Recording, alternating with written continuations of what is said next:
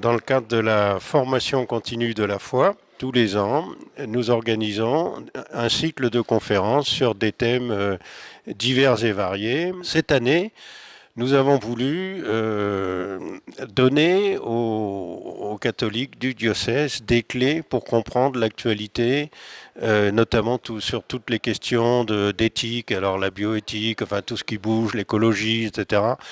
Et l'Église a des choses à dire sur ces questions-là.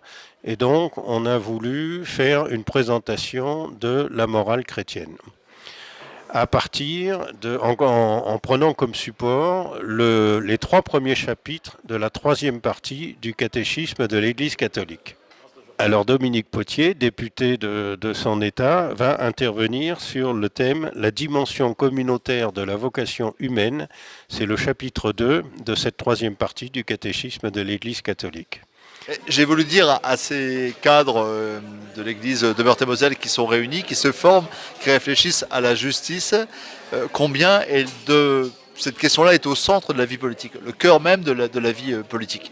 On a trop souvent cru ces dernières années, ces derniers mois notamment, qu'il y avait d'un côté ceux qui étaient dans l'efficacité, l'efficience, le savoir, et puis les autres qui étaient dans la folie ou des imbéciles.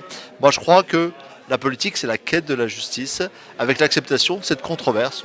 Et je l'ai dit à partir de l'expérience d'Esprit civique, qui finalement est la quête à travers des travaux pratiques, centrés sur la question du travail, sur la question de la dignité de la personne, sur la question de la coopération internationale. Esprit civique cherche à dire quelles sont les 12 balises qui permettraient de recréer un climat politique propice à la justice, à l'échelle nationale, à l'échelle européenne, à l'échelle internationale, une justice qui soit au service de la dignité de chaque personne humaine.